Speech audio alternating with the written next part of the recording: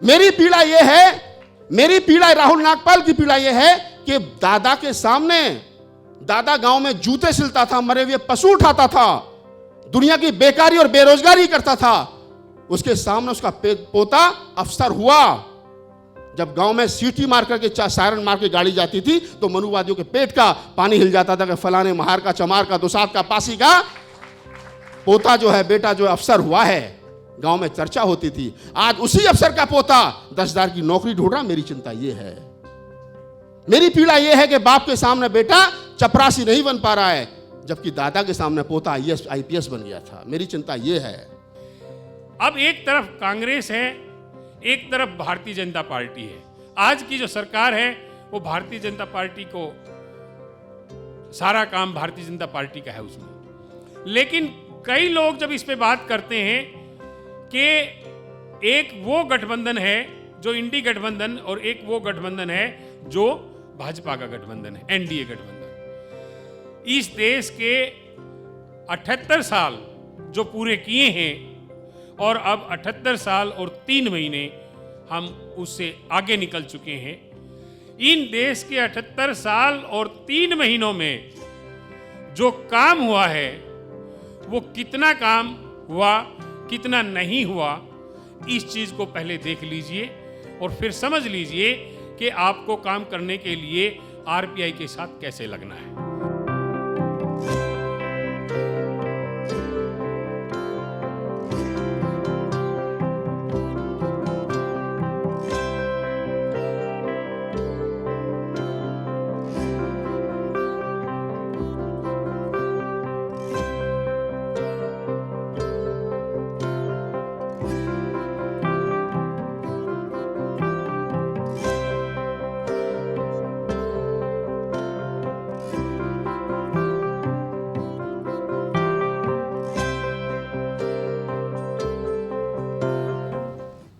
'96 का उल्लेख करते हुए हमको यही बताना पड़ेगा, ये भी बताना पड़ेगा कि जो 17% SC हैं और 8% ST हैं, उन्हें मागास कहा जाता है। उनके ऊपर जो परेशानियां हैं, उनका आरक्षण जा रहा है, उनकी मौके की जगह जा रही हैं। उसके बाद मुस्लिम कम्युनिटी इस देश में 22% है।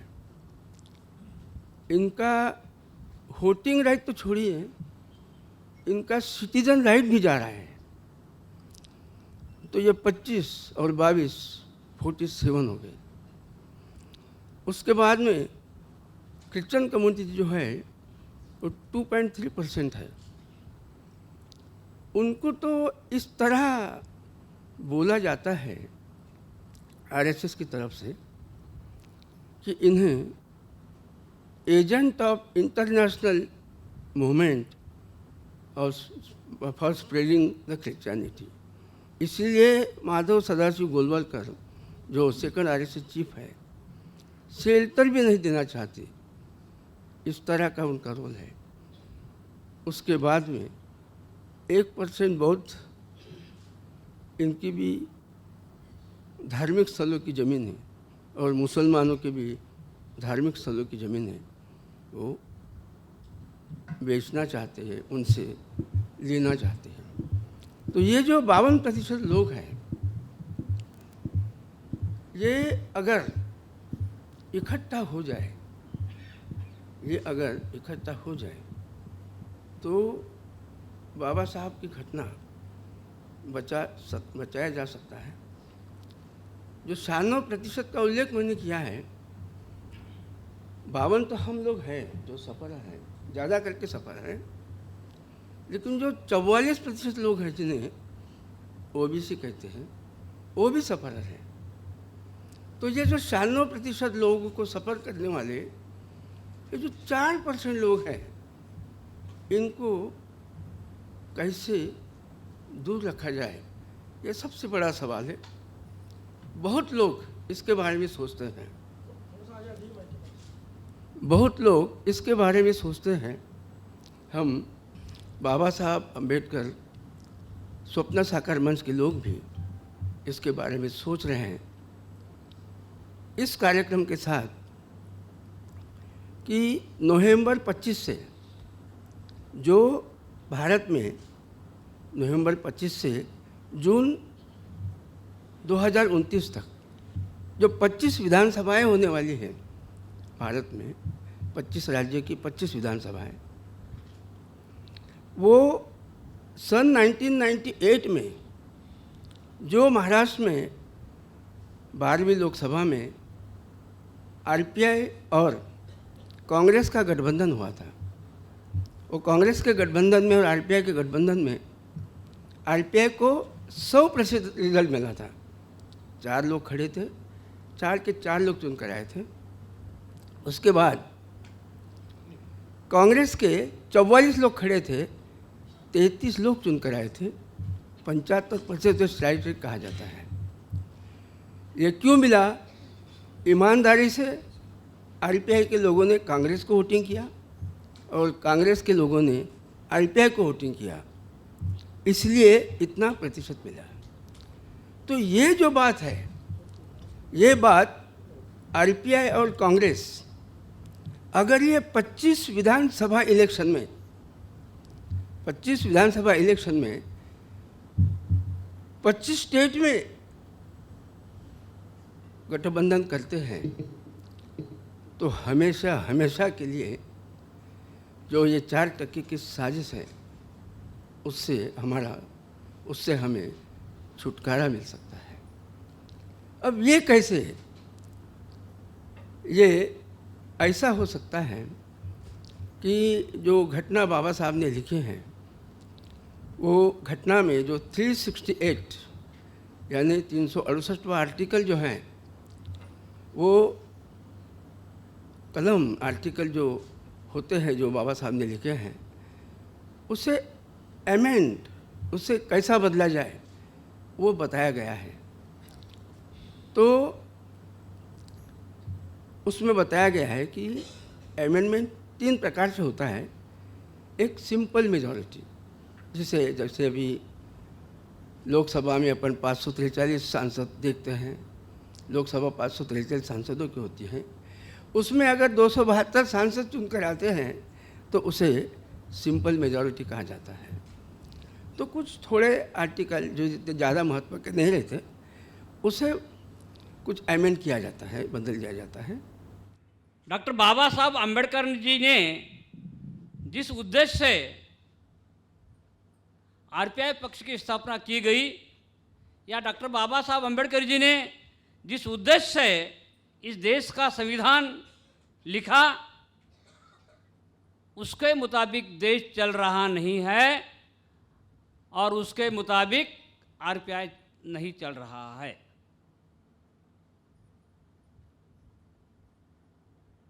संविधान में क्या लिखा वाला है? आम्ही सर्व भारतीय भाऊ भाऊ आहोत। कहाँ पे है भाऊ भाऊ? ऊंच नीचता क्यों है भाइयों? खैर छोड़िए। अब हमारे डॉक्टर मोरेश्वर नगराली साहब जी ने डॉक्टर बाबा साहब अम्बेडकर जी का स्वप्न संकल्प जो है वो पूरा करने के लिए उन्होंने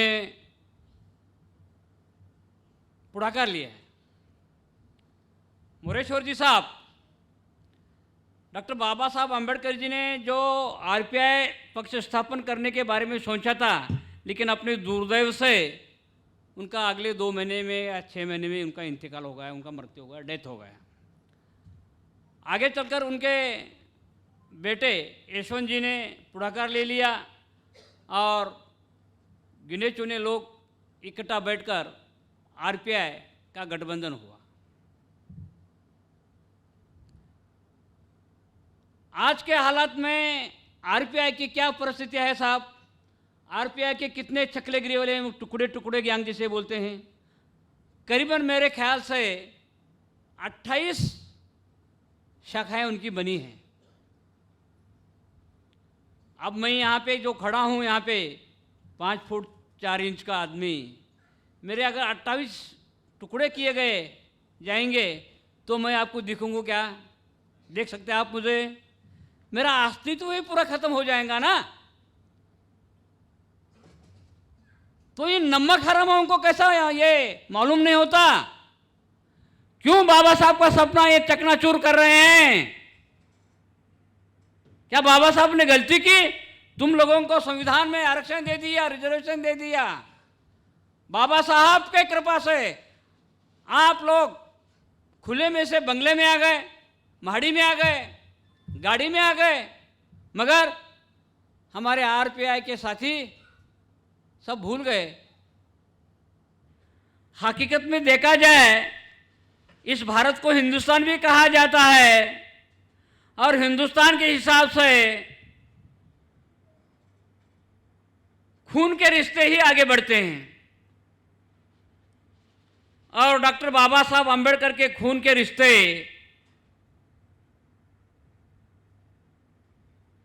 बाला साहेब उर्फ प्रकाश अंबेडकर और उन्हीं के पंथ कह रहा हूं मैं, जानबूझकर पंथ नहीं है, मगर उन्हीं के खून के हमारे दलित नेता रामदास जी आठवले, वही खून के हमारी बहन मायावती जी, इन लोगों ने क्या किया? देखो, बाबा साहब ने सबके लिए संविधान लिखा है। अबाल वृद्धांसाठी, छोटे बच्चे से 100 साल के बूढ़े तक, मरे दम तक, स्त्रियों के लिए, पुरुषों के लिए उन्होंने ये संविधान लिखा। उन्होंने क्या उनका खुद का भला चाहा? जिस समय डॉक्टर बाबा साहब अम्बेडकर का बेटा गुजर गया, मर गया,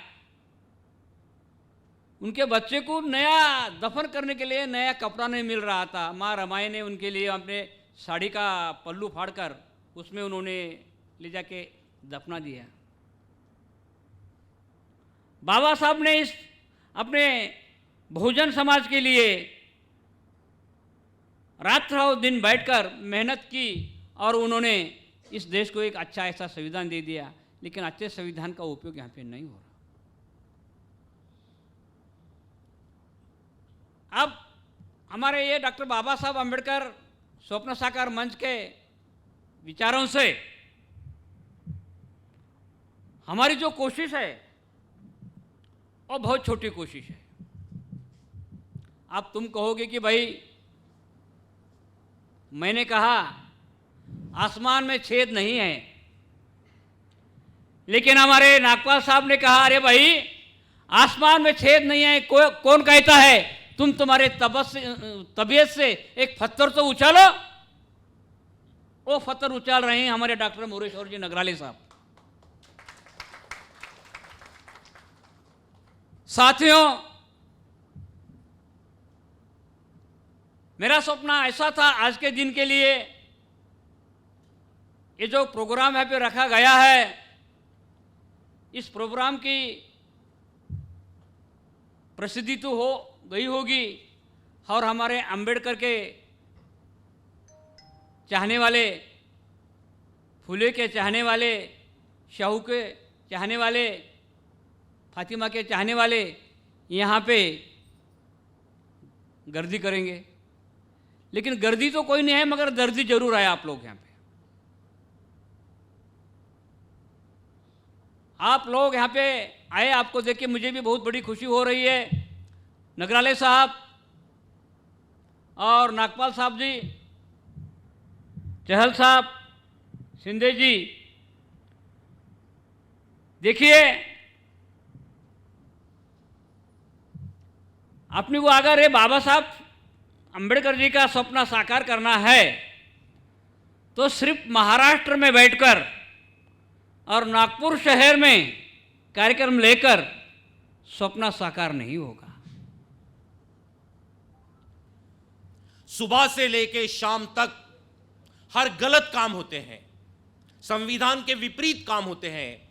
इस देश में एक शब्द हमें रटा दिया जाता है, हम रटे हुए हैं। हमें कहा जाता है, हम जब संविधान की प्रस्तावना को पढ़ते हैं तो पहली लाइन आती है, इस देश में भारतातील सर्व नागरिक समान आहे। लेकिन रियलिटी यह है, वास्तविकता यह है, सबसे बड़ा मजाक यह है कि भारत के सब नागरिक समान नहीं है। सुबह से शाम तक कानून कायदे देखिए, अगर बड़े बड़े मोर्चे निकलते हैं, पथराव होता है, आगजनी होती है, उसके बाद भी एफआईआर दाखिल नहीं होती। और कल धाराशिव, उस्मानाबाद, अहमदनगर जैसे इलाके में 50 बच्चे जमा होते हैं तो वहां पर लाठीचार्ज होता है, बच्चों को अंदर किया जाता है। ये वास्तविकता है।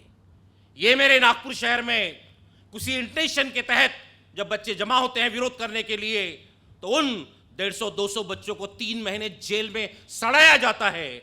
और जिसने वो इंटेंशन किया था, गलत काम किया था, उस संगठन के लोगों को 3 घंटे के अंदर में छोड़ दिया जाता है। ये भारत की वास्तविकता है। ये मेरी बहनें यहां पर बैठी है, क्या हो रहा है ऊपर में? बाबा साहब के दौर में लड़ झगड़ कर कॉन्स्टिट्यूशन बना, फैक्ट्री एक्ट बना। ये बहनों के लिए कहा गया, पूरे दुनिया में कहा गया कि अगर आप काम करना चाहते हैं, काम करिए, फैक्ट्री में काम कीजिए, कारखाने में काम कीजिए, ज्यादा से ज्यादा काम के घंटे, वो बहन हो या भाई हो, फैक्ट्री एक्ट बोलता है 8 घंटे आपको काम करना है। और मोदी साहब ने अभी कुछ दिन पहले लाया है 12 घंटे काम करना है। तुम्हारी और मेरी पीढ़ी पेंशन पे काम करती है, परमानेंट नौकरी पे हमने काम किया है। आज हमारे बच्चों के लिए क्या आया है? टेम्पररी नौकरी, कंत्राट पद्धति। जिस आरक्षण की हम बात करते हैं, आज डायरेक्ट अपॉइंटमेंट होता है कई जगहों पर, उसको लेटरेट अपॉइंटमेंट बोला जाता है। कोई परीक्षा नहीं, कोई रिजर्वेशन नहीं।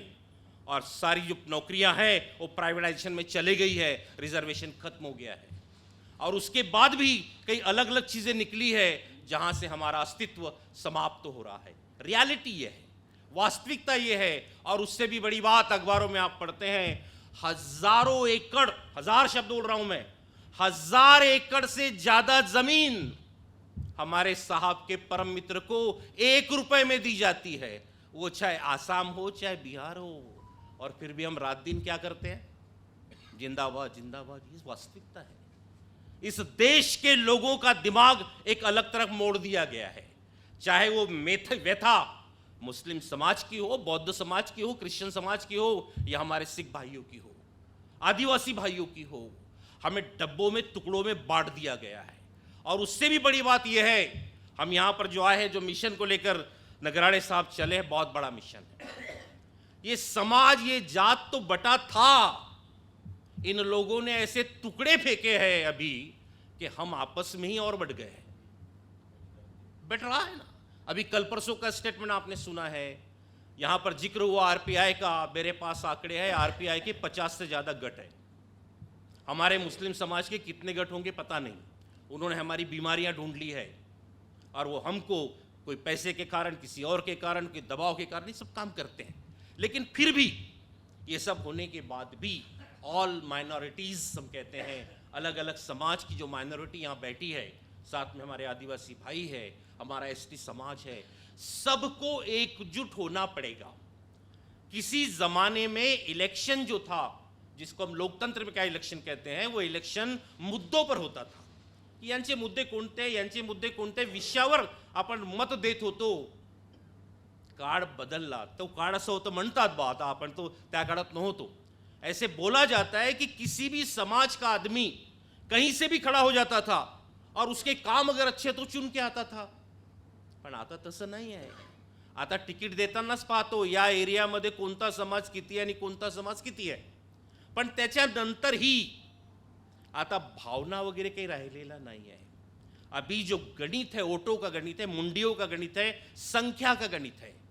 अगर किसी इलाके में, मैं मेरे समाज की बात करता हूं कि मेरा बांद्रा जैसा इलाका हो जहां पे 60% मुस्लिम समाज है, 40% दूसरा समाज है, लेकिन फिर भी वो 40% वाला चुन के कैसा आएगा और 60% वाला कैसे गायब होगा, इसका मिशन चलता है। आमच्या लोकांना ते पैसे देऊन म्हणा की अजून वेगळ्या कारणाने म्हणा, आमचे 70-80 लोक मिळून जातात आणि त्यांचा एकच माणूस असतो। ते 40% तिकडे पडतात आणि आमचे 60% ते आमच्या 70 लोकांमध्ये डिवाइड होतात। सध्या आपल्या ज्यांचा आपण मेंदूचं ठिकाण बनणार आहोत, त्या रेशीम बागमधून हा प्रयोग चालतो। तुम्ही आम्ही बसलेली वेगळी चर्चा करतो, ते हेच हिशोब करतात की कमी कसे होतील, यांचे 50 कसे अजून उभे करू शकतो आपण. आणि म्हणून ज्यांचा इथं उल्लेख झालेला आहे, ज्यांच्यावर आपला विश्वास होता, आपण सर उभे राहून त्यांच्या मागे फिरत होतो त्यांचा जिंदाबाद करताना, ते आपल्याचपैकी अनेक लोक आज वेगवेगळ्या गटांमध्ये विभागलेले आहे. त्यामुळे तुमची आमची सर्वांची जबाबदारी जर पहिली कोणती असेल ते ऐकणार नाही. जेव्हा समाजाचा प्रभाव पड़ेल, जिस समय जनता प्रेशर लाएगी, उस समय ये जितने गट इधर उधर गए हैं, नेता गए हैं, वो एक जगह आएंगे, क्योंकि उनको एक जगह आना पड़ेगा. अगर पब्लिक दिखती है तो, नहीं तो अदरवाइज प्रत्येकाला असं वाटतो की मेरी पार्टी, मेरा झंडा, मेरा नेता मी सर्व करून घेतो, आणि तो थोड़े से फायदे के लिए, अपने सेल्फ फायदे के लिए समाज को डुबा देता है. आज तुम्ही आम्ही जे पाहून राहिलो, आपण जो देख रहे हैं, आज जो रियलिटी दिख रही है बहुत अलग है. ग्राउंड लेवल का हाल बहुत अलग है. अपना देश बहुत गलत दिशा में जा रहा है. आप और हम यहाँ पर बैठे हैं, सारे दिग्गज लोग और बड़े लोग, आप सब, आपने हमने पूरा एजुकेशन जितने पैसे में किया, हमको पढ़ने के लिए जितने पैसे लगे, उससे 100 गुना पैसे हमारे केजी के बच्चे को एडमिशन में लगते हैं. तुम्ही विचार करा, जेव्हा तो मुलगा मोठा होईल तेव्हा त्याला किती पैसे लागणार आहे.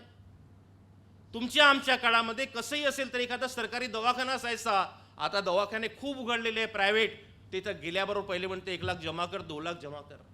ही सिच्युएशन आहे.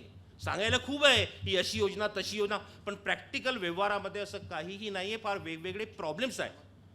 बाजारीकरण झालेलं आहे प्रत्येक गोष्टीचा. ये जो मिशन है जो नगराळे साहब लेकर आए हैं, ये मिशन जो है वो बहुत बड़ा है, इसकी सोच बहुत बड़ी है, लेकिन उसको कार्यान्वित करना बहुत गंभीरता के साथ हर एक स्टेप्स उठाना बहुत ज़रूरी है. क्योंकि आज इस भारत की परिस्थिति ऐसी हो चुकी है, अगर हम सरकार के विरुद्ध कुछ बोलते हैं तो आपको देशद्रोही करके करार दिया जाता है. आप अभी लद्दाख की परिस्थिति को जानते हैं. वांगचुन जो एक ग्रेटेस्ट साइंटिस्ट या एक चळवळ में काम करने वाले व्यक्ति को अगर ये सरकार जेल में डाल सकती है, तो आप जैसे और मेरे जैसे सामान्य लोगों को जेल में डालने के लिए इनके पास कतई समय नहीं लगेगा. देश की हालत बहुत गंभीर है मेरे प्रियो, और इसकी शुरुआत जो नगराळे साहब लेकर आए हैं, इसकी शुरुआत कहाँ से करना है. हमें एक दूसरे को दोष देने से पीछे क्या हो गया ये छूट गया. अब हम चूक गए, 2014 से हमने जो भूल की, अब उस भूल को अगर सुधारना है तो सबसे पहले हमारे समाज को हमें जागरूक करना पड़ेगा. हमारा समाज अगर जागरूक होगा, हमारी समाज में अगर पहल होगी, ठीक है. मैं प्रति रविवार को जब मैं अपने लोगों के समक्ष चर्च में हम बोलते हैं उसको प्रीच करते हैं, तो उस समय हम देश के हालात को ज़रूर लोगों को बताते हैं कि देश में चल क्या रहा है, देश में हो क्या रहा है. और जिस प्रकार से देश के हालात है, जिस प्रकार से इस देश में लोगों को जिस प्रकार से प्रताड़ित किया जा रहा है, मैं ऐसा मानता हूँ कि भारत में सबसे ज़्यादा प्रताड़ित समाज अगर कोई है, जैसे नगराळे साहब ने कहा 52% और क्रिश्चियन समाज की 2.5% लोक संख्या है 2011 के सर्वे के अनुसार. लेकिन आज की अगर स्थिति है, जैसे पाशा साहब ने कहा, 25 करोड़ लोग भारत देश में रहते हैं. इस समाज ने देश को शिक्षा के माध्यम से, इस समाज ने समाज सेवा के माध्यम से, चाहे वो एसटी हो, ओबीसी हो, ट्राइबल हो, आदिवासी हो, हर क्षेत्र में शिक्षा देने का काम किया. और इसी आधारशिला पर आज मसीह समाज स्थिर है. आप अभी हाल ही में उन्होंने एक नया ट्रेंड शुरू किया है कि इनके क्रिश्चियन स्कूल में धर्मांतर होता है. मुझे ऐसा लगता है इस मंच पे कोई ना कोई एक व्यक्ति ऐसा होगा जो क्रिश्चियन स्कूल में पढ़ा है. आप में पब्लिक में कोई एक व्यक्ति ऐसा होगा कि जो क्रिश्चियन स्कूल में पढ़ा है. भाई, हम शिक्षा के मूलभूत आधार की शिक्षा देते, ना कि धर्म की शिक्षा देते. फिर भी इस समाज को प्रताड़ित किया जाता है। जब मिशनरी इस देश में आए, मिशनरी ने क्या काम किया? मिशनरियों ने जो ट्राइबल, शेड्यूल कास्ट, आदिवासी जो लोग हैं उनको शिक्षित करने का काम किया, और ये काम मनुवादी लोगों को कतई पसंद नहीं आया। अरे ये तो शिक्षा देने का काम करते हैं, अरे ये तो लोगों को उत्थान की बात करते हैं, लोगों को ऊपर लाने की बात करते हैं। अब इस समाज को कैसे प्रताड़ित किया जाए, और उसके लिए उन्होंने एक ठपका लगा दिया धर्मांतर का। अगर मुझे बताइए, सर कह रहे हैं कि मैं इस क्रिश्चियन स्कूल में पढ़ा हुआ हूँ। सर आप मुझे बताइए, अगर आप क्रिश्चियन स्कूल में पढ़े हैं, कम से कम पहली कक्षा से 10वीं कक्षा तक आप स्कूल में, क्रिश्चियन स्कूल में अगर आप पढ़े हैं, तो आपका धर्म बदल गया कि आपने शिक्षा को प्राप्त की? आपने निश्चित शिक्षा को प्राप्त की। आज आप उसी नाम से, उसी धर्म से पहचाने जाते हैं। अगर ये काम देश में होता, या मिशनरी स्कूलों ने धर्मांतर, धर्मों के आधार पर शिक्षा दी होती, तो आज इस देश में सबसे ज़्यादा क्रिश्चियन लोग होते। लेकिन ऐसा वास्तविकता में नहीं है। अब वो बात करते हैं धर्मांतर की। धर्म में अंतर लाना सिर्फ आरोप करते हैं, और हमारे चर्चों पे जाकर बिना परमिशन के जाकर हमला कर देते हैं। आपकी आराधना, आपके आराधक देव जिसको आप मानते हैं, वहां अगर 20-25 लोग घुसकर अगर आपके वस्तुओं का तोड़फोड़ कर रहे हैं, तो आपकी अंतरात्मा जलेगी या आप उसका वेलकम करेंगे? इस मंच से मैं ये वेदना प्रकट कर रहा हूं, हमारी ये वेदना है। और जरूर हम नगराळे साहब के इस मिशन में इसलिए शामिल होंगे क्योंकि हमें प्रताड़ित किया जा रहा है, हमें शोषित किया जा रहा है। किस नाम से? धर्मांतर के नाम से, है ना? सिर्फ आरोप करते हैं लेकिन सिद्ध नहीं कर पाए। भारत में एक भी ऐसी केस नहीं है कि जहां ये लोग सिद्ध कर पाए कि इन्होंने धर्मांतर किया है।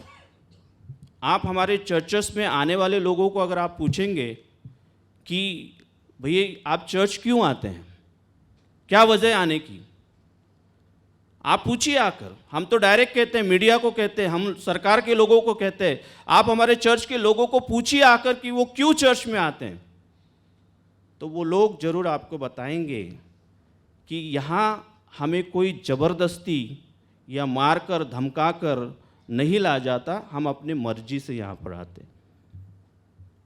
अभी हाल में रायपुर में 2 नन्स के साथ जो व्यवहार उन्होंने किया रेलवे स्टेशन पर, किसी 2 लड़कियों को वो काम के लिए लेके जा रहे थे, और इन नर्स को रेलवे स्टेशन पर पकड़ लिया। ज्योति शर्मा नाम की कोई लेडी है और उसके साथ कोई एक शख्स था, और नाना प्रकार की गालियां दी गई, उनके मुख पर गालियां दी गई, उनको जिस तरह से जलील करना है जलील किया। लेकिन वो नन्स चुप रही, शांत रही, एक शब्द उन्होंने मुख से नहीं बोला। और उसका परिणाम क्या हुआ? पूरा केरल का मंत्रिमंडल हिल गया, पूरे भारत में ये आग मोर्चे निकलने लगे, चर्चाएं होने लगी कि शांतिमय समाज के साथ जिस प्रकार का व्यवहार ये लोग कर रहे हैं, और ये अक्सर हो रहा है भारत में, हर एक दिन एक चर्च को सताया जाता है, प्रताड़ित किया जाता है। किसके नाम से? धर्मांतर के नाम से। तो हमें ये बहुत ज़रूरी है कि हमारे समाज को जागरूक करना। हमने हमारा काम शुरू कर दिया है। हमने कभी भी अपने चर्च में संविधान की उद्देशिका नहीं लगाई थी, या हम नहीं पढ़ते थे, लेकिन हमने पढ़ना शुरू कर दिया है।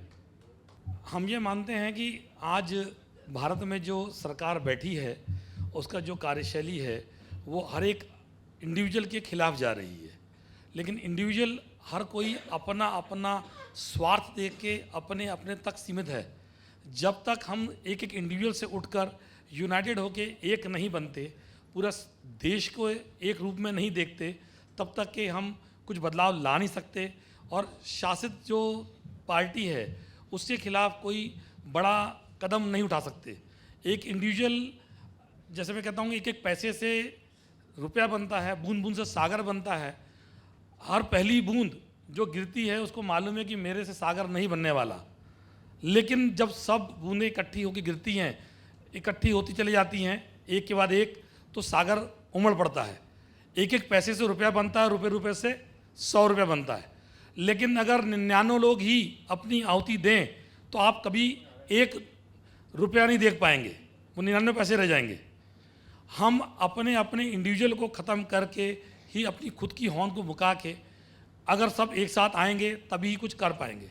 मैं सिख समाज की तरफ से ये बोल सकता हूँ कि हमारी गिनती बहुत कम है इस देश में, लेकिन हम फिर भी जितनी आबादी अभी गिना रहे थे साहब की, मुस्लिमों की आबादी इतनी है, क्रिश्चियंस की आबादी इतनी है, बौद्धों की इतनी है, हमारी आबादी कम है, लेकिन हम ये मानते हैं कि कोई हमें झुका नहीं सकता, दबा नहीं सकता, हमारे पे शासन नहीं कर सकता जब तक हम किसी को अपने आप से गुलाम ना समझे। और आज इस देश के नागरिकों की हालत ऐसी है कि वो अपने आप को गुलाम समझ के बैठे हुए हैं। यहाँ मौजूद सभी लोगों से मैं कहूँगा कि गुलामी की बेड़ियाँ तोड़ें और आगे बढ़ें। हमारे पास गिनती कम है, हम गिनती कम होने के बावजूद भी आज पंजाब में इतने ये जो तबाही मची है वो तबाही कोई नेचुरल तबाही नहीं है। जैसे भी भाई साहब ने बताया कि क्रिश्चियंस के साथ में ये हो रहा है, मैं बताना चाहूँगा पंजाब के अंदर में जो बाढ़ आई वो बाढ़ मैनमेड बाढ़ है, सरकार ने खुद लाई है। उसके अंदर में तब तक के बांध से पानी छोड़ा नहीं गया जब तक के बांध का लेवल टूटने तक नहीं आया। वो चाहते थे कि पंजाब को तबाह कर दें, उन्होंने पूरी कोशिश की तबाह करने की, लेकिन पंजाब ऐसी जगह है, पंजाबियत ऐसी चीज लोग हैं जिसके अंदर में उनकी तासीर ऐसी है, जो दुश्मन जितना चढ़कर आएगा उसको जवाब उससे बढ़ चढ़ कर दिया जाता है। और ये तासीर हम सब भारतीयों ने सीखनी चाहिए। जिस दिन हम ये सीख लेंगे, हर किसी का अपने अपने गुण हैं। जहाँ क्रिश्चियन समाज पढ़ाई के इसमें अग्रसर है, हमने सबने सीखना चाहिए कि उनसे कैसे लोगों को पढ़ाया जाए, बढ़ाया जाए। उसी प्रकार पंजाबियों से सीखने की ज़रूरत है कि किसी को भूखे रहने नहीं दी जाए। लंगर की व्यवस्था हमारे से चलती है। कोई भी देश का कहीं भी कोई एजुटेशन हुआ होगा किसी समाज का, उसके अंदर में गुरुद्वारों से लंगर बाकायदा पहुंचता है, चाहे वो हमारे विरोध में ही क्यों ना हो, उसको छोड़कर। इसी प्रकार से जब कोई आप पे अति करे तो उसको जवाब उसकी भाषा में देना चाहिए, न कि हम उस समय ये बोलें कि मानवता में ये सिखाती है। मानवता में सिखाती है कि प्यार से रहिए, मिलजुल के रहिए, ये एक बात है। लेकिन कोई अगर हमारे पे अत्याचार करे, कोई दबाव बनाए, तो सिखों का ये मात्र सूत्र है कि उसका जवाब उसी की भाषा में उससे बढ़ चढ़ कर देना होगा। और अगर आप सब भी इस मान्यता को, इस मानसिकता को समझेंगे, तभी इन मनुवादियों को आप टक्कर दे पाएंगे, अन्यथा नहीं दे पाएंगे। और मैं ये कहता हूँ कि संविधान के बारे में, संविधान हम सबको बराबर का हक देने की बात करता है, लेकिन संविधान ने आज तक जितने भी इस देश की सरकारें रहीं, चाहे वो कांग्रेस की है, चाहे वो भाजपा की है, सभी ने उसको कहीं से कहीं तक लागू नहीं किया। अगर लागू किया होता तो आज ये नौबत ही नहीं आती। जो पहले सरकारें रहीं उन्होंने भी अपना कर्तव्य नहीं निभाया, और आज जो बैठे हैं इनसे तो क्या उम्मीद ही नहीं की जा सकती। मैं एक छोटा सा किसी का लिखा शेर, ये वाक्य है, मैं पढ़ के सुना रहा हूँ। भारत का संविधान। अब वक्त आ गया है कि गांव-गांव में भगवत कथा की जगह संविधान कथा हो। खासकर SC, SC, OBC समाज को समझना होगा कि हमें मुक्ति किसी भगवान ने नहीं दी। मैं भी आपको अपने आप को इसी में गिनता हूँ। सिख कोई अलग से नहीं है, ठीक है। अगर आप गिनेंगे तो सभी जाति वर्ण व्यवस्था के अंदर जाएंगे तो उनके व्यवस्था के अनुसार हम भी इसी में आते हैं। बल्कि संविधान ने हमारे हक और सम्मान की गारंटी दी है। भागवत कथा हमें पाप पुण्य और पुनर्जन्म में उलझाए रखती है, जबकि संविधान कथा हमें न्याय, समानता और अधिकारों के लिए लड़ना सिखाती है। लड़ना सीखें। जब तक हम धर्म की कहानियों में डूबे रहेंगे तब तक हमारा शोषण जारी रहेगा। अभी वक्त है, जागो और अपना मूल पहचानो कि हम इंसान हैं, और इंसानियत जान को जगाओ और सब मिलकर एक साथ आओ। जहां हमारी जरूरत पड़ेगी हम बढ़ चढ़कर सामने आने के लिए तैयार खड़े हैं, चाहे जो भी उसके कॉन्सिक्वेंस भुगतने को तैयार हम हमेशा रहते हैं। यहाँ प्रत्येक मानव का सम्मान कैसे हो, इन बातों को करने के लिए अलग अलग तरीके से आप लोगों के सामने अपने विचार दिए, और सारे जो विचार हैं वो कहीं ना कहीं इस बात पर आकर के टिके हैं कि एक वो रहबर जिसने ना कोई जाति देखी, ना कोई धर्म देखा, प्रत्येक व्यक्ति के लिए इस भारत के संविधान के माध्यम से समता, समानता, भाईचारा और न्याय का संदेश दिया। आज उस व्यक्ति की बनाई हुई पॉलिटिकल पार्टी ही इस देश का भला कर सकती है। इसके लिए आगे बढ़ने के लिए, क्योंकि जो पार्टी बाबा साहब डॉक्टर अम्बेडकर ने बनाई वो आज धरातल पे कहाँ है, आज धरातल से उठा करके उसको इस देश के शीर्ष तक पहुंचाने के लिए एक जो मुहिम शुरू करनी चाहिए है नगराले साहब ने, और जिसका एक जोड़ बनाया है कि पहले सभी समाजों को जोड़ो, उनको आरपीआई के छत्र के नीचे लेके आओ, और फिर ज़रूरत पड़े तो बाबा साहब के आदेशानुसार इस देश की जो इंडी गठबंधन जो है और उसकी जो महत्वपूर्ण पार्टी जो है कांग्रेस पार्टी, जिसके साथ मिलकर के बाबा साहब ने भी काम किया और जो आज संविधान बाबा साहब दे पाए हैं, ये मानिए कि अगर कांग्रेस के उन सोच के लोग बाबा साहब के साथ नहीं होते तो जो आज जिस सोच के लोगों की सरकार है, सोचिए अगर वो लोग उस समय संविधान सभा में इतनी ही मेजॉरिटी के साथ होते तो क्या बाबा साहब इस देश को ऐसा संविधान दे पाते? इसका सभी मुझे लगता है उत्तर ना में देंगे। तो इसका मतलब है कि बाबा साहब की उस पार्टी को उस पार्टी के साथ कहीं मिलकर के काम किया जाए, और जो बाबा साहब ने खुद 12 जून 1951 को बॉम्बे में, जब बाबा साहब विधि मंत्री थे, कानून मंत्री थे, उस दिन जो बाबा साहब ने कहा, 1948 के बाद की बात है, ये 3 साल बाद की बात है, 12 जून 1951 की बात है। बॉम्बे में बाबा साहब कहते हैं कि हमारे कांग्रेस के साथ विरोधियों जैसे संबंध रहे हैं, लेकिन हमने उन परिस्थितियों को भी जिया है जिन परिस्थितियों में कांग्रेस के साथ हमने मिलकर काम किया और इस देश के लिए अच्छा काम करने की कोशिश कर सके। तो कांग्रेस के साथ अगर हमारी अपनी ताकत नहीं है तो मिलजुल करके हमें कांग्रेस के साथ सहयोग के साथ गठबंधन करके लड़ना चाहिए। ये बाबा साहब ने कहा है, किसी व्यक्ति और ने नहीं कहा। जिसने बाबा साहब ने पार्टी बनाई उन्होंने ही कहा है। अब एक तरफ कांग्रेस है, एक तरफ भारतीय जनता पार्टी है। आज की जो सरकार है वो भारतीय जनता पार्टी को, सारा काम भारतीय जनता पार्टी का है उसमें। लेकिन कई लोग जब इस पे बात करते हैं कि एक वो गठबंधन है जो इंडी गठबंधन और एक वो गठबंधन है जो भाजपा का गठबंधन है, एनडीए गठबंधन। इस देश के 78 साल जो पूरे किए हैं और अब 78 साल और 3 महीने हम उससे आगे निकल चुके हैं। इन देश के 78 साल और 3 महीनों में जो काम हुआ है वो कितना काम हुआ, कितना नहीं हुआ, इस चीज़ को पहले देख लीजिए और फिर समझ लीजिए कि आपको काम करने के लिए आरपीआई के साथ कैसे लगना है। समाज पहले जोड़ने हैं। अलग अलग समाज के लोगों ने अपने अपने समाज की जो ताकत है वो आज कहीं ना कहीं बाबा साहब की आरपीआई को देने की कोशिश की है और खुले मन से वो स्वीकार किया है कि हम बाबा साहब की आरपीआई के साथ हैं। इसका मतलब जो बाबा साहब अम्बेडकर स्वप्न साकार मंच का जो आज ये पहला प्रोग्राम जो चल रहा है इस दिशा में कि आरपीआई को आगे बढ़ाया जाए और ज़रूरत पड़ी तो कांग्रेस के साथ मिलकर बढ़ाया जाए।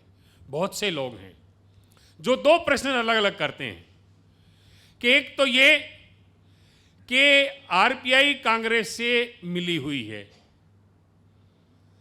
दूसरा ये कि आरपीआई भिन्न भिन्न गुटों में बटी हुई है। जब तक हम इन दोनों प्रश्नों का उत्तर नहीं तलाश लेते, हम इस बाबा साहब अम्बेडकर स्वप्न साकार मंच के इस उद्देश्य को पूरा नहीं कर सकते। आइए पहले प्रश्न पर चलते हैं कि बाबा साहब अंबेडकर की आरपीआई कांग्रेस से मिली हुई है, इसका क्या उत्तर हो सकता है? बाबा साहब अंबेडकर ने खुद कहा कि हमें जरूरत पड़ी तो अपनी ताकत को बढ़ाने के लिए कांग्रेस के साथ गठबंधन करना चाहिए। लेकिन बाबा साहब ने यह भी आगाह किया कि कांग्रेस में शामिल होकर के नहीं। कांग्रेस, बाबा साहब जो कहते हैं 1948 में लखनऊ के भाषण में कि एक बहुत बड़ा समुद्र है, उसमें जो जाएगा वो एक बूंद की तरह समा जाएगा, उसका अस्तित्व खत्म हो जाएगा। लेकिन ये बहुत बड़ा समुद्र है, इसमें जाकर के अस्तित्व खत्म करने की बजाय हमें अपनी आरपीआई को बनाए रखना है, हमें अपनी आरपीआई को मजबूत करना है और फिर जरूरत पड़ी तो गठबंधन करना है। इस प्रश्न को भ्रमित किया इसका उत्तर देने के लिए तथाकथित बाबा साहब के नाम से पार्टी चलाने वाले लोगों ने। नगराले जी ने उन दो पक्षों का नाम लिया है जो आज इस बात के लिए उत्तरदायी हैं कि जो बाबा साहब की विचारधारा को खत्म करने के लिए पार्टी जो आज पूर्णतः सत्ता में है, वो उन दो पक्षों की वजह से है। ये वजह शुरू होती है 1984 में। 1984 में अलग अलग तरह की बातें हैं। 1984 में जो पार्टी 2 लोकसभा की सीटें जीत करके आती है, 1980 में बनी हुई पार्टी 1984 में 2 लोकसभा सीटें जीतती है। उसी समय 2 नई पार्टियों का भी उद्भव होता है जिनका नाम नगराले जी ने लिया। वो पार्टियां उस पार्टी को गठबंधन देती हैं, सहयोग देती हैं, और यूं कहें कि देश के सबसे बड़े प्रदेश उत्तर प्रदेश में तो उस पार्टी के गठबंधन से 3-3 बार खुले तौर पर सरकार बनाई जाती है। आप देखेंगे कि जब तक जाति आधारित जनगणना नहीं होगी तब तक आंकड़े बिल्कुल साफ तौर से सामने नहीं आएंगे और सबको समता और न्याय जो है पॉलिटिकल नहीं मिलेगा। तो एक अहम मुद्दा इस देश का जो है जाति आधारित जनगणना है, उस पर जो है कांग्रेस उस पर काम कर रही है, और जैसी ही कांग्रेस की सत्ता आती है तो उस पर जो है काम किया जाएगा, और जो वादा किया है उन्होंने राहुल गांधी जी ने उसको पूरा किया जाएगा। उसके साथ जो सबसे बड़ी जो चीज़ है, संविधान को बचाना है और इस देश के लोकतंत्र को बचाना है। तो लोकतंत्र को बचाने के लिए आप देखेंगे लोकतंत्र में सबसे बड़ा अधिकार जो है वो अधिकार है मत अधिकार है, और मत अधिकार का जो लूट इस देश में हुई है, चाहे ईवीएम के माध्यम से हो, चाहे वो माध्यम कुछ जो जिस तरह से वोट चोरी के माध्यम का भी सामने लाया गया, और जिस पे बात चल रही है पूरे देश में, जो मुद्दा सबसे ज़्यादा इस देश में अभी है वो है वोट चोरी का। तो हमारे लोकतंत्र को कैसे बचाया जाए, सबसे पहले मिलकर इस पे काम करने की ज़रूरत है, और उस पे काम राहुल गांधी जी और तमाम इंडिया अलायंस जो है अपने लोकतंत्र को, संविधान को बचाने के लिए काम कर रहा है। उसके साथ ही संविधान को बचाने के लिए आपके नागपुर से ही एक संविधान सत्याग्रह यात्रा चल रही है, जो कि 29 अक्टूबर को नागपुर से दीक्षा भूमि से शुरू हुई, और ये जाकर जो है 2 अक्टूबर को गांधी जयंती पर ये सेवाग्राम वर्धा में ख़त्म होगी। इससे आप संदेश समझ सकते हैं कि डॉक्टर भीमराव बाबा साहब अम्बेडकर और गांधी जी का साथ मिलकर चलना, विरोधाभास थे, इतिहास में थे, इतिहास को पन्ने पलटकर हम आप आज के ज़ख्मों को नहीं भर सकते। जो बाबा साहब अम्बेडकर ने धर्मनिरपेक्षता, सेकुलरिज्म, सामाजिक न्याय का जो एक हमें संविधान में पिरो के हमें जो दिया, और अहिंसा का जो संदेश महात्मा गांधी ने दिया, इस संदेश को मिलकर आज देश में चलने की ज़रूरत है। जिस तरह से बाबा साहब अम्बेडकर ने भी, भला ही कितना विरोधाभास था, उन्होंने लेबर मिनिस्ट्री में भी काम किया, लॉ मिनिस्ट्री में भी कांग्रेस के साथ काम किया। तो ये काम करने की मिलकर ज़रूरत है। और असल चीज़ जो ये है कि जो मैंने बात पहले शहर के जो विश्वास कही थी कि सबसे बड़ी चीज़ जो है विचारधारा, जिसे मजबूत करने की ज़रूरत है। इसलिए कि हम देखते हैं कि मैंने जो पहले शेर कहा कि कत्ल ऐसा हुआ किस्तों में मेरा, कभी बदले खंजर कभी कातिल बदल गए। तो जो विश्वास टूटा है पिछले सालों में उन नेताओं के प्रति या उन पार्टियों के प्रति, जो विश्वास टूटा है, उसमें हम उदाहरण दे सकते हैं कि जो वारिस है, आरपीआई के जो वारिस है, वो किस विचारधारा के साथ उनके वारिस जो है बैठना चाहते हैं। और जो कल के जो कार्यक्रम 2 अक्टूबर के कार्यक्रम में जो चीज़ आप देखेंगे कि क्या होने वाला था, तो आप विचारधारा मजबूत करना बहुत ज़रूरी है। विचारधारा एक ही है, पार्टियां अनेक हो सकती है, लोकतंत्र में सबको आज़ादी है चलने की, लेकिन विचारधारा आपकी मजबूत होगी तो इधर का छोड़कर उधर नहीं जाएगा और आपका लोकतंत्र बचेगा, आपका संविधान बचेगा, आपकी जान माल इज्जत आबरू की हिफाजत होगी और न्याय मिलेगा। आप देखेंगे जस्टिस सोनम ब्रदर ने सोनम वांगचुक की बात की कि आज एक देशभक्त देश का जो है उसे जेल में ठूस दिया गया, और ऐसे कितने नौजवान जेल के उमर खालिद जैसे जेल में 5 साल से उनकी एक भी सुनवाई नहीं की गई। तो आप न्याय व्यवस्था का भी अंदाज लगा सकते हैं। ऐसे वक्त में मैं समझता हूँ कि हम सबसे पहला मुद्दा हमारा ये कि मनुवादी विचारधारा को, जो संविधान के हत्यारे है, एक हत्यारा जो कि गोडसे गांधी का हत्यारा था, एक हत्यारा जो गांधी, ये गोडसेवादी विचारधारा, ये संविधान की हत्यारा करने वाले हैं। तो इस सबसे पहला मुकाबला ये कि इनको उखाड़ के फेंक दिया जाए, फिर हम आपस में बैठ के मिलकर प्यार मोहब्बत से जो लड़ना है हम लड़ेंगे। ये संदेश है कांग्रेस का। मैं कहना चाहूँगा कि जिन चिरागों से सबसे पहले ये काम कर लें हम कि जिन चिरागों से नफरत का धुआं उठता है, उन चिरागों को बुझा दो तो उजाले होंगे। वर्तमान में आज़ादी के 78 साल के बाद, 77 साल के बाद अगर मुल्क को हिंदू राष्ट्र बनाने की कोशिश की जा रही है, अगर मुल्क में संविधान और जमहूरियत को ख़त्म करने की बात की जा रही है, अगर मुल्क में बाबा साहब डॉक्टर अम्बेडकर के विचार को दफन करने की बात की जा रही है, तो आखिर इसके पीछे कौन है और इसके लिए जिम्मेदार कौन है? वो ताकतें इतनी मजबूत कैसे हो गई? जो अभी प्रोफेसर चहल ने कहा कि 1980 में जो पार्टी बनी और 84 के आम चुनाव में उनके पास 2 सीटें थीं, वो ताकतें 40 साल में इतनी मजबूत कैसे हो गई कि इस देश के 85% आवाम की विचार की को कुचल करके इस देश में मनुस्मृति लागू कर देना चाहती है। उन ताकतों के पीछे कौन सी ताकतें शामिल हुई हैं, उन ताकतों को पहचानने की ज़रूरत है। मैं समझता हूं कि बाबा साहब डॉक्टर अम्बेडकर के 2 भाषण का जिक्र प्रोफेसर चहल ने किया। उन्हीं के आसपास से मैं उन्हीं की बात का समर्थन करते हुए अपनी बात को आगे बढ़ाता हूँ। बाबा साहब डॉक्टर अम्बेडकर जहाँ 1948 में, अप्रैल 1948 में लखनऊ के भाषण में ये कह रहे हैं, जब संविधान सभा में बाबा साहब को नहीं लिया गया, बाद में कांग्रेस ने गांधी जी के आह्वान पर कहा कि डॉक्टर अम्बेडकर को संविधान सभा में होना चाहिए, और बाद में बाबा साहब डॉक्टर अम्बेडकर संविधान सभा में गए ही नहीं, प्रारूप समिति के अध्यक्ष भी बने। तो बाबा साहब ने खुद कहा है, गांधी नेहरू को पत्र लिख करके थैंक्स कहा है बाबा साहब डॉक्टर अम्बेडकर ने कि मैं तो सिर्फ इसलिए आया था कि मैं अपने समाज के लिए कुछ कर सकूं, मुझे उम्मीद नहीं थी कि कांग्रेस पार्टी मुझे यहां पर प्रारूप समिति का अध्यक्ष बनाएगी। बाबा साहब डॉक्टर अम्बेडकर ने लखनऊ के भाषण में कहा कि मुझे नहीं पता था, मेरी आंखों के सामने अंधेरा था कि अब मैं क्या कर पाऊंगा, लेकिन थैंक्स कि मुझे वो मौका दोबारा मिला तो मैं अपने समाज के लिए वो सारी चीजें कर पाया जो मैं करना चाहता था। बाबा साहब डॉक्टर अम्बेडकर कहते हैं कि हमने 3 चीज मांगी थी, पृथक निर्वाचक मांगा था, नौकरियों में आरक्षण मांगा था और राजनीति में आरक्षण मांगा था। हमें 2 चीज मिली हैं, एक नहीं मिली। पृथक निर्वाचक हमको नहीं मिला है। अगर पृथक निर्वाचक हमको नहीं मिला है तो इसका मतलब ये बात नहीं है कि हमारा भाग्योदय नहीं होगा।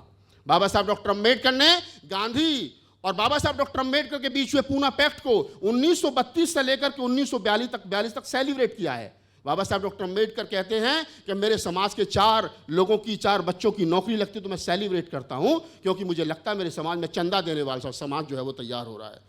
बाबा साहब डॉक्टर अम्बेडकर उसी लखनऊ के भाषण में कहते हैं हमें राजनीति में समाज के लिए समझौता भी करने पड़ते हैं, हर समय राजनीति में शत्रु नहीं दोस्त भी तलाश करने पड़ते हैं। बाबा साहब डॉक्टर अम्बेडकर जिस कांग्रेस से, गांधी, नेहरू, पटेल से जहां पूरी जिंदगी उनका असहमति रही, लेकिन कम से कम उन 3-4 लोगों में एक बात पर सहमति थी कि वो मॉडर्न इंडिया बनाना चाहते थे, एक ऐसा भारत बनाना चाहते थे कि जिसमें सब लोग समता, बंधुता, न्याय के साथ रह सकें। विचार कीजिए, सोच करके देखिए, जो ताकतें आज रूल कर रही हैं, जो ताकतें आज भारत में सरकार चला रही हैं, ये ताकतें अगर उस समय होती तो क्या बाबा साहब डॉक्टर अम्बेडकर वो सब कुछ कर पाते जो कर पाए? नहीं कर पाते, नहीं करने देती। और ये वही ताकतें हैं जिन्होंने बाबा साहब डॉक्टर अम्बेडकर का पुतला फूंका। 12 दिसंबर 1949 को उसी दिल्ली के रामलीला मैदान में आरएसएस ने पुतला फूंका बाबा साहब डॉक्टर अम्बेडकर का। बाबा साहब को हीन जाति, आरएसएस ने कहा, छोटी जाति का आरएसएस ने कहा। उसी आरएसएस ने कहा कि भारतीय संविधान में भारतीय मिजाज का कुछ नहीं दिखता, क्योंकि वो मनुस्मृति को चाहते थे। उसी आरएसएस ने, जिस आरएसएस ने अपने मुख्यालय पर 52 साल तक तिरंगा झंडा नहीं फहराया, वो ताकतें, वो आरएसएस और बीजेपी, वो विचारधारा जो 1984 तक, 1989 तक मैं कहूं कहीं नहीं थी, आखिरकार वो विचारधारा इतनी मजबूत कैसे हुई कि वो भारत में राज कर रहे हैं। और राज ही नहीं कर रहे हैं, बंदूक दिखा करके राज कर रहे हैं, चाबुक दिखा करके राज कर रहे हैं। ईडी, सीबीआई, यूएपी का डर दिखा करके राज कर रहे हैं। आज एससी, एसटी, ओबीसी, माइनॉरिटी के बच्चों को जबरदस्ती झूठे मुकदमों में लगा करके, उन पे यूएपी लगा करके जेलों में ठूसा जा रहा है। उमर खालिद जैसे हमारे साथियों की 5-5 साल तक जमानत नहीं हो रही, कोर्टों में सुनवाई नहीं हो रही है। तो मैं फिर कह रहा हूं कि इस सरकार के पास में इतनी हिम्मत आई कहां से है? कौन सी ताकतें हैं वो जो उनके पीछे खड़ी हैं? मैं बता दूं आपको, प्रोफेसर साहब तो थोड़ा सा घुमा फिरा करके बोल रहे थे, मेरे अंदर कमी है, मैं सीधा सीधा बोलता हूं। इसलिए ये बात जो आज मैं नागपुर में खड़े होकर के कह रहा हूं, और कल मैं जो पंजाब के रोपड़ में खड़े होकर के बोलूंगा, कल मेरा भाषण है, ये परसों लखनऊ में बैठे हुए कुछ लोगों के पेट में दर्द करेगी ये बात। और वो इसलिए करेगी क्योंकि मैं सीधा सीधा बोलता हूं। सबसे बड़ी बात आप समझिए, जब जिस संगठन ने, मेरे लिए तो बाबा साहब डॉक्टर अम्बेडकर से बड़ा कोई नेता मेरे लिए नहीं है, मेरे लिए तो भगवान है। जिस संगठन ने दिल्ली के रामलीला मैदान में 12 दिसंबर 1949 को बाबा साहब डॉक्टर अम्बेडकर का पुतला जलाया, मेरे लिए वो संगठन दुश्मन है। उस संगठन से दोस्ती कैसे हो सकती है राहुल नागपाल की, तमाम उन लोगों की? कौन लोग हैं जिन्होंने दुश्मनी, हम तो दुश्मनी वाले थे ना, फिर कौन लोग हैं जिन्होंने दोस्ती की? आप मुझे बताइए कि जब बाबा साहब डॉक्टर अम्बेडकर 1951 और 52 के आम चुनाव में अपने घोषणा पत्र में पॉइंट नंबर 43 और 44 पर खासतौर से लिखते हैं कि हम मर जाएंगे, लेकिन आरएसएस और हिंदू महासभा जैसे प्रतिक्रियावादी संगठनों के साथ कभी समझौता नहीं करेंगे, एक लाइन में बाबा साहब डॉक्टर अम्बेडकर ने कह दिया। फिर ये कौन सी ताकतें हैं कि 1984 में पार्टी बनाते हैं, 1989 में चुनाव पहला लड़ते हैं, 84 में लड़ते हैं, फिर 89 में लड़ते हैं, उसके बाद में 1995 से लेकर के 2002 तक 3-3 बार मिलकर के सरकार बनाते हैं। और 2002 में 28 जून 2002 को 10 लाख रुपए का चंदा आरएसएस को बहन कुमारी मायावती जी देती हैं। अब आप मुझे बताइए, मैं उन्हें किस पाले में रख करके देखूं? जो आरएसएस बाबा साहब डॉक्टर अम्बेडकर का पुतला जलाती है, जो आरएसएस बाबा साहब डॉक्टर अम्बेडकर को हीन जाति कहती है, जो आरएसएस भारतीय संविधान को नहीं मानती है, उसी आरएसएस को बहन कुमारी मायावती जी बहुजन समाज पार्टी की नेता 10 लाख रुपए का चंदा देती हैं लखनऊ में आरएसएस का मुख्यालय बनाने के लिए। उसी आरएसएस और बीजेपी के लिए 2002 के चुनाव में बहन कुमारी मायावती जी गुजरात में जाकर के वोट मांगती हैं। क्यों? कौन सी दोस्ती है? समझना पड़ेगा। उनको मुख्यमंत्री बनना था, उनको प्रधानमंत्री बनना था, वो पूरी जिंदगी कांग्रेस को दुश्मन बताते रहे। मेरी पीड़ा यह है, मेरी पीड़ा, राहुल नागपाल की पीड़ा यह है कि दादा के सामने, दादा गांव में जूते सिलता था, मरे हुए पशु उठाता था, दुनिया की बेकारी और बेरोजगारी करता था, उसके सामने उसका पोता अफसर हुआ।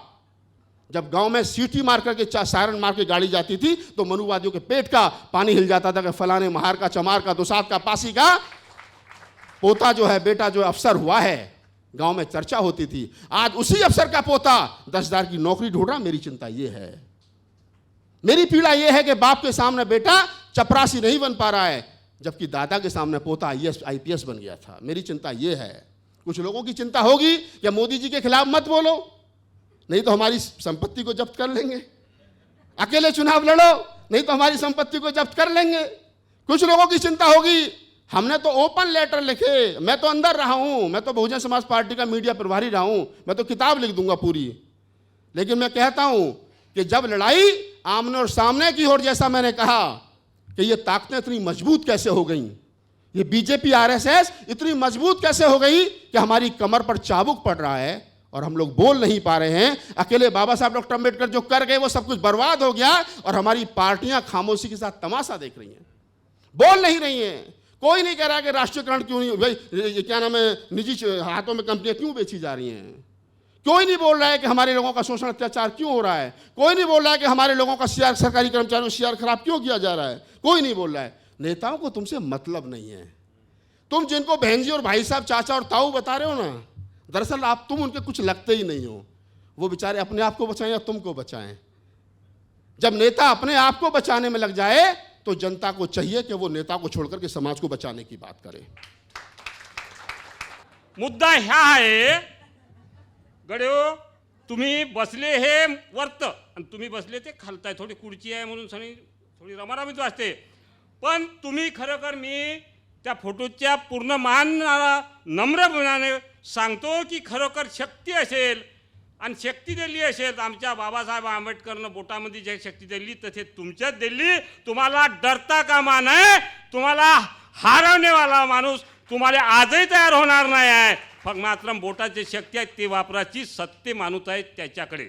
मी सांगतो पुन्हा गड्यो, हे बसलेले पूर्ण मी तुमचं कोणाचंच नाव घेणार नाही, आज बसलेले लोक विद्वान आहे म्हणून मी इथं बसलेल्या एका आईच्या याच्यावर उदाहरण सांगतो, नारी नारी है नारी रत्न की खान, या देश में पैदा हुआ है बड़े बड़े विद्वान, पण विद्वान की तैयारी कैसी हो, मैं हिंदी में तो बात नहीं करता कभी, पर लेकिन थोड़ी बात करता है, जगना लेकिन जलमना तो जगना कैसा है ये बात नहीं है, ये जनते के लिए कुछ करने वाला हो ऐसा आदमी पैदा होने की तैयारी करने का आमचा मंच है। जब तक तो जगते हैं, जानवर भी जगते हैं, लेकिन बड़े बड़े बात करते हैं कि मैं जनते के पार्टी से खड़े हैं, ये का हमारे कोई पुलिस वाले आदमी है यहाँ पे, ये का पुलिस वाले आदमी है क्या, ये है पुलिस वाले आदमी, खड़े रहने की क्या बात है, तुमको डरने की क्या बात, में बड़ी बड़ी आदमी बात करते हैं, मैं ऐसा करता वैसा करता वैसा करता, किसी को बात नहीं करता, सब क्या आज तक सत्य में आए ना, ये तुमको लूटने की है, लेकिन तुमका भला करने की नहीं है।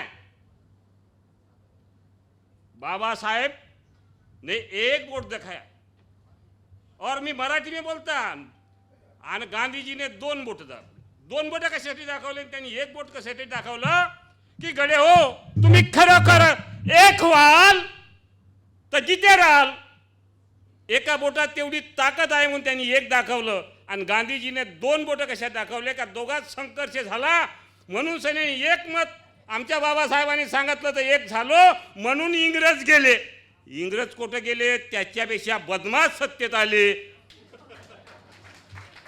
आता मनोवादी कायले म्हणते मला समजलं नाही, एक चड्डीवाले थे कोणती का कोण हे काहीतरी म्हणते नाही का, ते त्याचं काही नाव घेता येणार नाही, ते खूप आले, आम्ही म्हणते सगळं संपवी, मी तुम्हाला सांगतो तुम्ही जनता ताकदवर असेल ना तुम्ही त्याले संपवू शकता, तुम्हाला संपवणारा माणूस येतं राहणार नाही, सत्तेच माणूस चांगलाच आणू शकता, चांगला निवडू शकता, एवढी ताकद तुमच्यात आहे, आणि तुम्ही भेटता कशासाठी, आम्ही तुमच्या पाठीशी यावं असं म्हणणार नाही, पण विद्वानाले तुम्ही कमजोर समजू नका, आणि हे जे लुटारू आहे ना त्याच्या मुखात मध्ये घरी येऊ देऊ नका, गावात येऊ देऊ नका, त्याला दंडेकर हातावरी का केलं, आमच्या बाबासाहेबांना संविधान लिहिलं, संविधानाचे मसुदा अध्यक्ष बनले, त्यांनी नियम लावले, आणि एक मणिपूरची घटना सांगतो, आमच्या एका महिलेवर झाली, तिला नग्न करून सने केलं तर कोणत्या कायद्यामध्ये त्याला बंद केले, ते मेले, आमच्या मायबहिणी मेल्या, पण ज्यानं बदमाशी केली त्याच्यावर कारवाई की आजही झाली नाही, असं बदमाश सरकार हटवल्याशिवाय मी जिवंत राहिलो म्हणून सन्यानी नाही, पण हटवल्याशिवाय मरणशी आले पाहिजे नाही असं माझं मत आहे, पण बाबासाहेबासारख्याला मरण आलं तर माझं का कुठं तुमचं, म्हणून आम्ही सगळे मराठी तयार झालो आहे त्या मंचावर, पण तुम्ही मात्र हार घेऊ नका, तुम्हाला सत्तेत ज्या माणसाला आणायचं असेल तर खरोखर बाबासाहेबाचं स्वप्न साकार करा, बाबासाहेबाचे विचार घेऊन गावागावात जा, आणि आता कुणीतरी म्हणलं आहे का आमच्यापेक्षा विद्वान तुम्हीच आहे, आणि तुम्ही ज्या गावागावामध्ये जेव्हा विचार जेव्हा बाबासाहेबाचे कराल ना, आजही बाबासाहेबाचा ह्या मंच अख्ख्या देशामध्ये गाजणार आहे, अख्ख्या देशात गाजणार आहे, हे जिवायानं सांगतो, तडमडीनं सांगतो।